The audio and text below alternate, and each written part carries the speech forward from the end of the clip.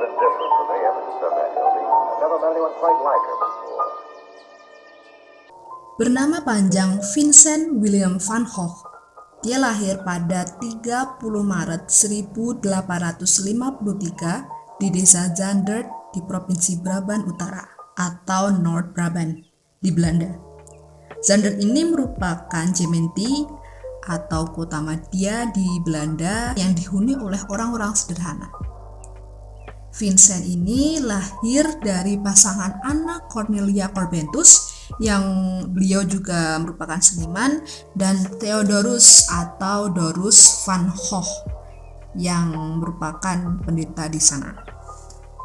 Vincent merupakan anak tertua tetapi bukan anak sulung karena sebelumnya Vincent juga memiliki kakak yang bernama Vincent juga, tapi kakaknya ini sudah meninggal. Van Gogh ini memiliki 6 saudara total, yaitu ada Anna van Gogh, Theo van Gogh, Elisabeth van Gogh, William van Gogh, dan Cor van Gogh. Rumah pendeta atau personage adalah rumah bagi keluarga Van Gogh di sana. Pendidikan kaya yang mereka terima membuahkan hasil dalam kehidupan dewasa mereka. Dan Vincent memiliki keterkaitan dan ketertarikannya kepada seni dan sastra. Vincent bersekolah di sekolah desa Zandert yang dekat dengan rumah keluarganya. Vincent ini terlalu menghabiskan waktu dengan anak-anak sekitar, jadi Vincent di homeschoolingkan oleh orang tuanya di rumahnya. Orang tua juga memiliki pengasuh. Di situ ada Anna Birnie yang merupakan guru pertama Vincent yang mempelajari tentang seni. Ayahnya yang juga mengajari Vincent tentang agama, dan juga pengasuh lainnya yang bernama Lindsay Verment yang memainkan peran sentral di dalam rumah tersebut. Setelah menempuh pendidikan di sekolah atau homeschooling, Vincent dikirim ke sekolah berasrama di Zevenbergen pada tahun 1864 ketika Vincent berusia 11 tahun. Di situ dia bersekolah di asrama Jan Vrouweli di Zevenbergen dan dia hanya bertahan selama 2 tahun di sana karena dia tidak terlalu tertarik dengan kehidupan asrama di Zevenbergen ini. Pada tahun 1866, tepatnya di bulan September, ketika Vincent berumur 13 tahun, dia bersekolah di King William II. Program pembelajarannya terdiri dari bahasa Belanda, Perancis, Jerman, Inggris, sejarah, geografi, geometri, menggambar geometris, menggambar tangan bebas, botani, zoologi, menulis tangan, dan senam. Jadi sewaktu belajar di sekolah menengah Raja William II di Tilburg, Vincent tinggal di keluarga Hanik di Korvel 40A di situ di Tilburg. Vincent juga mengambil pelajaran menggambar dari guru di sana yang bernama Constant Cornelis Huysmans. Constant Cornelis Huysmans ini juga merupakan pelukis sekaligus instruktur yang memendam pandangan belak-belakan tentang pedagogi dan menggunakan metode pengajaran inovatif yang berfokus pada individu murid. Huysmans juga menerbitkan buku yang sangat berpengaruh, yaitu Principle of Drawing pada tahun 1852 dan At Landscape atau The Landscape pada tahun 1840 yang merupakan buku untuk pelukis manual. Vincent selalu melakukan pelajaran seni mingguan selama 4 jam yang berfokus pada menggambar dari objek, perspektif, dan studi reproduksi karya seni, di mana dia sangat baik dalam mengikuti studinya dan lulus ujian dengan nilai 7,36 dan naik ke bentuk kedua atau level 2. Tapi terlepas dari hasil yang menguntungkan ini, dia menghentikan studinya sebelum waktunya dan kembali ke rumah orang tuanya di Zandert pada Maret 1868 dikarenakan keluarganya ini sedang mengalami kesulitan finansial.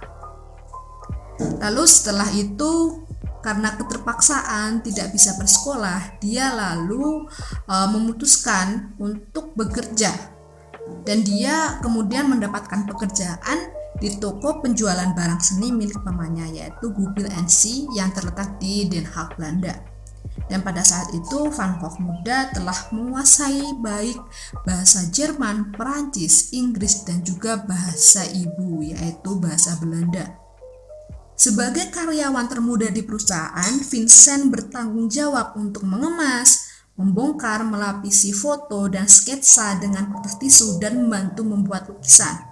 Setelah beberapa tahun sukses dengan perusahaan itu, Vincent dipindahkan ke cabang lain di London. Tetap di Goupil & Cie tentunya. Di Inggris ini Vincent merasakan kebahagiaan karena dia merupakan pegawai yang baik dan menerima hasil lebih besar dari ayahnya. Dia sangat jatuh cinta dengan kebudayaan Inggris, lalu dia juga sering mengunjungi galeri seni yang dia sukai, yaitu karya Charles Dickens maupun George Eliot. Di sela-sela dia bekerja, dia juga jatuh cinta dengan putri pemilik penginapannya, yaitu Eugene Lawyer. Namun Lawyer menolak lamarannya. Jadi di sini penolakan ini benar-benar membuat Van Gogh hancur. Ini sangat berpengaruh pada psikisnya juga, di mana dia juga mengatakan kepada pelanggannya di Goupil & Cie untuk tidak membeli karya seni tak bernilai, membuatnya dipecat. April tahun 1876 dia kembali ke Inggris dan bekerja tanpa upah sebagai guru pengganti di sekolah asrama kecil di Ramsgate. Ketika pemilik sekolah pindah di Isleworth, Vincent van Gogh mengikutinya juga. Namun keputusannya ini tidak memberikan dampak positif. Dan pada musim dingin 1878, Van Gogh menjadi relawan pindah ke tambang batu bara miskin di kawasan selatan. Di sana dia mengajar dan melayani orang sakit, serta membuat gambar para penambang dan keluarganya. Setelah hidup di dalam kondisi yang keras di Borinage, Vincent memutuskan untuk mengikuti kata hatinya dan menyeburkan diri ke dalam karya seninya, di mana dia memiliki keinginan untuk berada di sekitar seni dan seniman, dan dia tidak mau tinggal di pedesaan.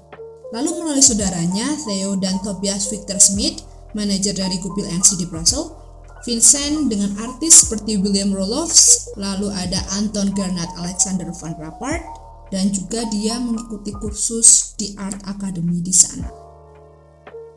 Vincent yang tadinya dia bekerja di studio Van Rappard, dia tidak lagi memiliki studio untuk bekerja.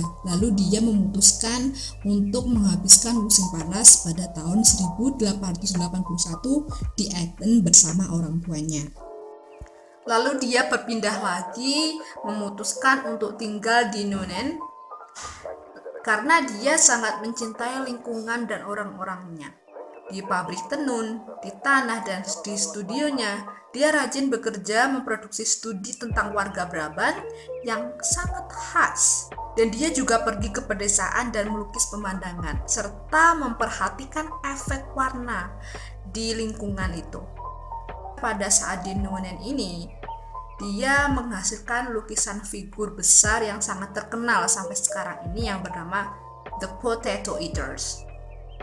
Vincent lalu pindah lagi ke Eindhoven. Lalu dia juga memberikan pelajaran seni kepada William van de Walker, Anton Kersmaker, dan Anton Hermans. Tetapi Vincent tidak jauh dengan saudaranya Theo secara finansial, di mana Vincent tidak dapat menjual karyanya. Kurangnya penjualan juga menyebabkan ketegangan antara Vincent dan Theo. Tetapi karena Theo yang bekerja sebagai pedagang seni di Paris, dia lalu terus mengerimi Vincent uang setiap bulan sebanyak 150 francs dengan imbalan beberapa potong. Mereka juga sepakat bahwa setiap lukisan yang dibuat Vincent juga akan menjadi milik Theo. Dia meninggalkan Antwerp pada 28 Februari untuk melanjutkan pengembangan artistiknya di Paris dan berharap mendapatkan tempat di studio seniman Ferdinand Carmen. Lalu Vincent di Paris berkenalan dengan karya impresionis dan menjalin persahabatannya dengan seniman-seniman yang lain. Dengan seniman-seniman ini seperti John Peter Russell, Annemie Bernard, dan seniman lainnya, dia juga mengorganisir pameran dan mengadvokasi asosiasi seniman, lalu membangun sebuah koleksi seni dengan saudaranya. Karyanya ini sangat berubah selama ini, yang dia mulai menggunakan warna yang lebih cerah, lebih terang, dan lebih bereksperimen dengan teknik melukis yang berbeda. Vincent menikmati Paris pada awalnya, tetapi dia menemukan kehidupan perkotaan yang penuh tekanan di saat itu. Setelah 2 tahun, dia meninggalkan kota untuk Arles yang cerah di selatan Perancis pada tanggal 20 Februari 1888, di mana Vincent menginap di restoran Hotel Carrel, lalu kemudian di Café de la Gare, dan pada awal September dia pindah ke Yellow House dan mulai dia gunakan sebagai studio pada 1 Mei. Vincent sangat produktif pada periode ini dan membuat banyak lukisan dan gambar di dalam dan di sekitar Arles. Lalu dia mengembangkan gaya lukisan individu yang ekspresif yang ditandai dengan warna-warna yang berani dan satuan kuas yang dinamis. Di Arles, dia juga bertemu dengan seniman Eugen Boch, Dodge McKnight, dan Christian Morir Petersen. Lalu dia juga berteman dengan petugas pos yang bernama Joseph Roulin. Selain itu, Paul Gauguin juga datang bertamu lalu bergabung dengannya pada bulan Oktober. Lalu mereka bekerja sama di Arles selama 2 bulan.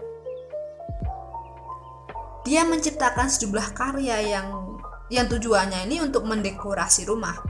Mereka termasuk 4 lukisan bunga matahari, The Public Garden dengan beberapa jalan kaki, The Tarascon Stagecoach, The Night Cafe, The Yellow House, Starry Night over the Rhone, dan jembatan The Trinquetil.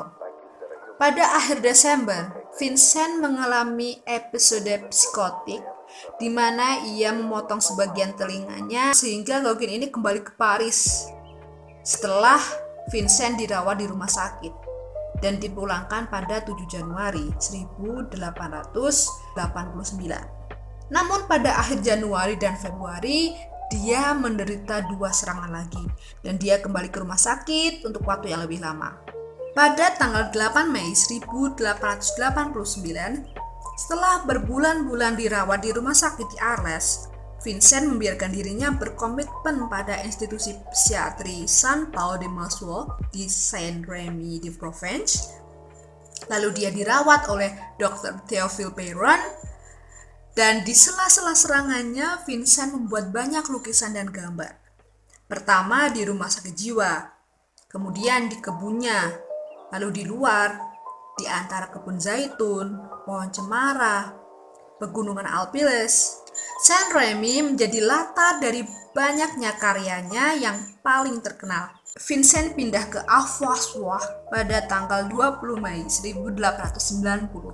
Dia telah keluar dari rumah sakit di Saint-Rémy de Provence beberapa hari sebelumnya dan telah membuat rencana untuk datang dan tinggal lebih dekat dengan saudaranya yaitu Theo yang dekat dengan Paris.